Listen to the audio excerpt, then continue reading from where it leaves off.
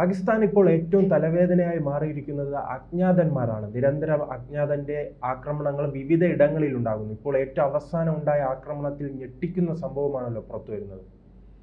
7 പേർ കൊല്ലപ്പെട്ടു. വിനോദസഞ്ചാരികളാണ് കൊല്ലപ്പെട്ടത്. ഈ ഖൈബർ പഖ്തൂൺ മേഖലയിലാണ് ഈ സംഭവം നടന്നത്. കഴിഞ്ഞ ദിവസം അർദ്ധരാത്രി 12 മണിക്ക് ശേഷമായിരുന്നു. ഇത് പക്ഷേ ഒരു അജ്ഞാതൻ്റെ ആക്രമണമായിട്ട് എഴുതി തള്ളാൻ കഴിയില്ല.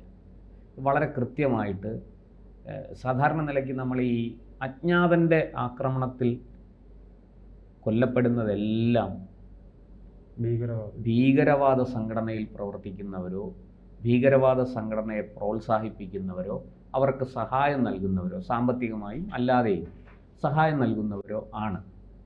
മറിച്ച് ഈ പറഞ്ഞതുപോലെ വിനോദസഞ്ചാരികളോ കർഷകരോ ഉദ്യോഗസ്ഥരോ, എന്തിനു പറയുന്നു, പട്ടാളത്തിലുള്ളവർ പോലും, സൈനിക ജോലിയിൽ ഏർപ്പെട്ടിരിക്കുന്നവരോ മുതിർന്ന സൈനിക ഉദ്യോഗസ്ഥരോ, എന്തിന് ISI അവരുടെ ചാരസംഘടനയായ ISIയുടെ തലപ്പത്തുള്ളവരോ അതിലെ മുതിർന്ന ഉദ്യോഗസ്ഥരോ ഒന്നുമല്ല കൊല്ലപ്പെടുന്നത്. കൃത്യമായിട്ടും ഈ ഭീകരവാദികൾക്ക് സഹായം കൊടുക്കുന്നവരും ഭീകരവാദികളും ഭീകരവാദ സംഘടനയുടെ തലപ്പത്തിരിക്കുന്നവരും ഒക്കെയാണ് കൊല്ലപ്പെടുന്നത്. പക്ഷേ ഇവിടെ ഇപ്പോൾ 7 വിനോദസഞ്ചാരികളാണ് കൊല്ലപ്പെട്ടിരിക്കുന്നത്. അതുകൊണ്ട് തന്നെ ഇതൊരു അജ്ഞാതൻ്റെ ആക്രമണമായിട്ട് കരുതാൻ സാധിക്കില്ല. ഈ പറഞ്ഞതുപോലെ പാകിസ്ഥാനുള്ളിൽ വലിയ പ്രശ്നങ്ങളുണ്ട്.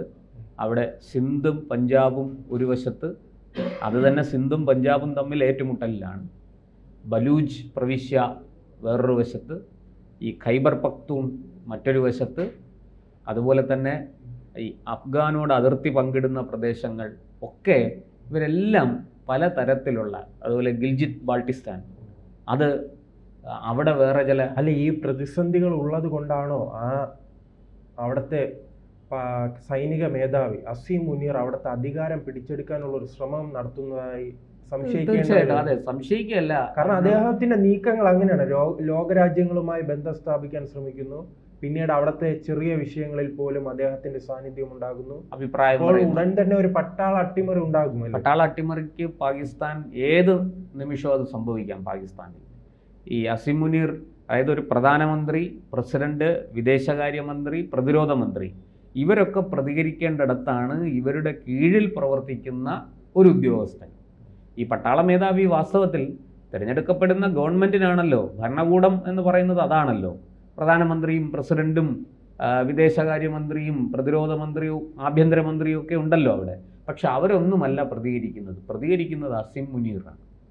മാത്രമല്ല, ഈ ഓപ്പറേഷൻ സിന്ദൂർ കഴിഞ്ഞപ്പോൾ ഓപ്പറേഷൻ സിന്ദൂറിനെ ഫലപ്രദമായി നേരിട്ടു എന്ന് പറഞ്ഞുകൊണ്ട് വലിയ തിരിച്ചടിയാണ് കിട്ടിയത്. ജീവൻ രക്ഷപ്പെട്ടത് ഭാഗ്യം. ഓടിപ്പോയി ബങ്കറിൽ ഒളിച്ച ആളാണ് മുനീർ.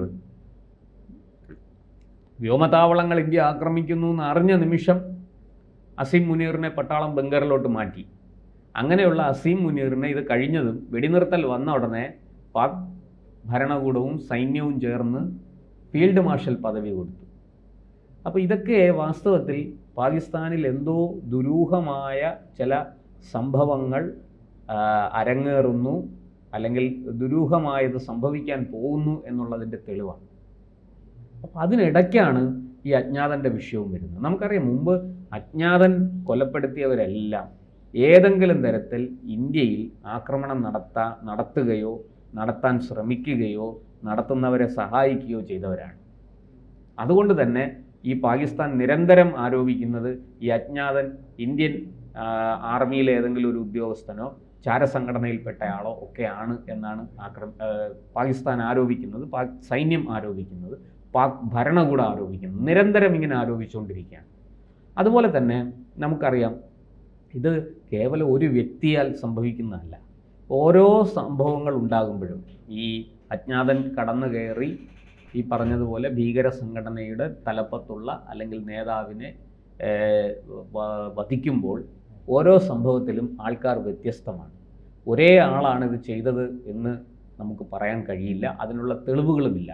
പാകിസ്ഥാൻ പുറത്തുവിട്ട തെളിവുകൾ അനുസരിച്ച്, നമ്മുടെ ഇൻ്റർനാഷണൽ മീഡിയ റിപ്പോർട്ട് ചെയ്യുന്നതനുസരിച്ച് ഈ കാര്യങ്ങളെ വിശകലനം ചെയ്യുമ്പോൾ നമുക്ക് മനസ്സിലാകുന്നത് ഓരോ സംഭവത്തിലും പങ്കെടുത്തിരിക്കുന്നത് വ്യത്യസ്തരായ ആൾക്കാരാണ്.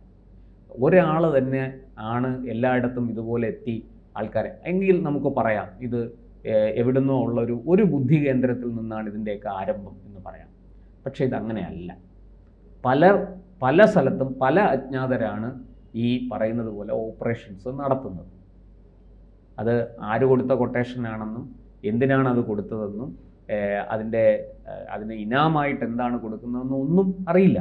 ഇത് പാക് പോലീസ് അന്വേഷിക്കുന്നുണ്ട്, പാക് സൈന്യം അന്വേഷിക്കുന്നുണ്ട്, അവിടുത്തെ ഈ പറയുന്നത് പോലെ അവരുടെ ചാരസംഘടനയുടെ ആൾക്കാർ വരെ ഇതൊക്കെ അന്വേഷിക്കുന്നുണ്ട്. പക്ഷേ ആർക്കും ഒരു വിവരവും കിട്ടുന്നില്ല എന്നുള്ളതാണ് സത്യം. അപ്പോൾ വളരെ സമർത്ഥമായ ഓപ്പറേഷനാണ്. ഇനി നമുക്കിപ്പോഴും നടന്ന സംഭവത്തിലേക്ക് വരാം.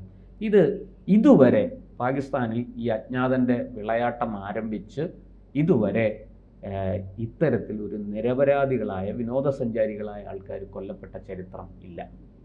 ഇതാദ്യമായിട്ടാണ് അതും ഈ ഖൈബർ പഖ്തൂൺ മേഖലയിൽ ഒരു വിനോദസഞ്ചാരത്തിന് വന്ന 7 പേരെ അജ്ഞാതൻ വെടിവെച്ച് കൊല്ലുന്നത്.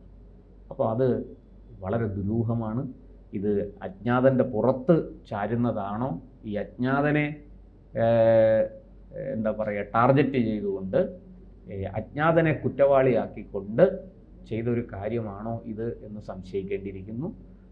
ഈ പറഞ്ഞതുപോലെ പല രീതിയിൽ നമ്മുടെ രാജ്യത്തിനെതിരെ കള്ള തെളിവുകളും കള്ള ആരോപണങ്ങളും ഒക്കെ കൊണ്ടുവന്ന്, വ്യാജ ആരോപണങ്ങളും ഒക്കെ കൊണ്ടുവന്ന്, ഇതൊക്കെ എല്ലാവർക്കും അറിയുന്ന കാര്യങ്ങളാണ്. നമുക്കെതിരെ അന്താരാഷ്ട്ര കോടതിയിലടക്കം UN-ലടക്കം വ്യാജ ആരോപണങ്ങൾ. ഇപ്പോൾ പാക് ഒക്കുപ്പൈഡ് കാശ്മീരിൽ അല്ല, അതോടൊപ്പം തന്നെ മറ്റൊരു പാകിസ്ഥാന്റെ വാദം എന്ന് പറയുന്നത് അവിടുത്തെ ബലൂചിസ്ഥാൻ ഉൾപ്പെടെയുള്ള മേഖലയിൽ ആ രാജ്യത്തെ വലിയ രീതിയിൽ പ്രതിസന്ധി ഉണ്ടാക്കാൻ ശ്രമിക്കുന്നത് ഇന്ത്യയാണെന്നൊരു ആരോപണം കുറച്ച് നാളുകളായി ഉന്നയിക്കുന്നുണ്ട്. അതിലെന്തെങ്കിലും വാസ്തവമുണ്ടോ? ഒരു വാസ്തവമില്ല. ഇന്ത്യക്ക് എന്താണ് കാര്യം? ഇന്ത്യ ഈ കാര്യങ്ങളെല്ലാം പറഞ്ഞിട്ടുള്ളതാണല്ലോ നേരത്തെ. നമ്മളെ ഉപദ്രവിക്കാൻ വരരുത്, നമ്മളെ ഉപദ്രവിക്കാൻ വന്നാൽ നമ്മളെ തിരിച്ചടിക്കും. അത് സത്യമാണ്. അതിനകത്ത് യാതൊരു വിട്ടുവീഴ്ചയുമില്ല.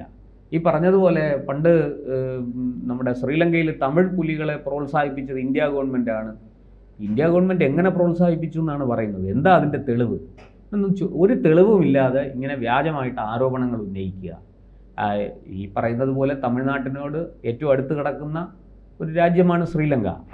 അവിടെ നിന്ന് ഒരു നല്ല ബോട്ടുണ്ടെങ്കിൽ സഞ്ചരിച്ച് തമിഴ്നാട്ടിലേക്ക് എത്താം.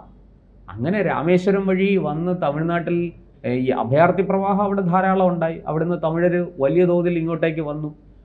ആ കൂട്ടത്തിൽ ഈ പറഞ്ഞതുപോലെ തീവ്രവാദ പ്രവർത്തനം നടത്തുന്നവർ ഇവിടേക്ക് വന്നിട്ടുണ്ട്. അവരും ഇവിടെ ഇതിൻ്റെ കൂട്ടത്തിൽ ഇതിനകത്ത് കഴിഞ്ഞുകൊണ്ട് പല കാര്യങ്ങളും ചെയ്തിട്ടുണ്ട്. അപ്പോൾ അവിടുത്തെ പ്രശ്നങ്ങൾ അവസാനിപ്പിക്കാൻ നമ്മൾ ശ്രമിച്ചതിൻ്റെ ഫലമാണ് നമുക്ക് ഒരു പ്രധാനമന്ത്രി ആയിരുന്ന ഒരു വ്യക്തിയെ ഇന്ത്യക്ക് നഷ്ടപ്പെട്ടത്, അല്ലേ? അപ്പോൾ ഇതൊക്കെ ഇങ്ങനെ ഈ ആരോപണങ്ങളും ആക്ഷേപങ്ങളും ഒക്കെ ആർക്കും ഉന്നയിക്കാം. ഈ പാകിസ്ഥാൻ നിരന്തരം നമുക്കെതിരെ, ശ്രീലങ്ക ഒന്നും അത്രയും നമ്മളോട് മോശമായിട്ട് പെരുമാറിയിട്ടില്ല.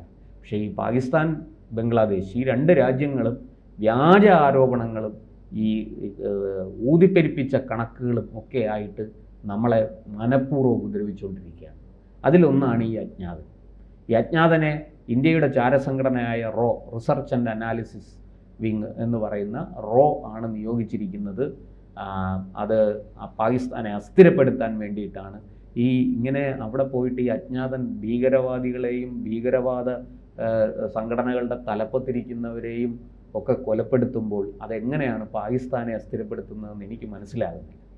അത് നിങ്ങൾ അന്വേഷിച്ച് കണ്ടുപിടിക്കേണ്ട. ഈ ഭീകരവാദ സംഘടനകൾ തമ്മിലുള്ളൊരു പോരാട്ടമാണെങ്കിലും, അവർ അജ്ഞാതരായ ആൾക്കാരെ വിട്ട് പരസ്പരം കൊല്ലാൻ ശ്രമിക്കുന്നതാണെങ്കിലോ, ഈ ഭീകരവാദ സംഘടനകൾ തമ്മിലും ഒക്കെ വലിയ പ്രശ്നങ്ങളുണ്ട്.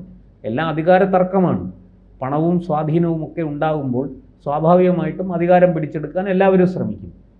അതിൻ്റെ ഭാഗമായിട്ട് സംഭവിക്കുന്നതാണ് അതൊക്കെ. അതെല്ലാം ഇന്ത്യയുടെ തലയിൽ വെച്ച് ചാരുന്നതിൻ്റെ ഉദ്ദേശം എന്താണ്?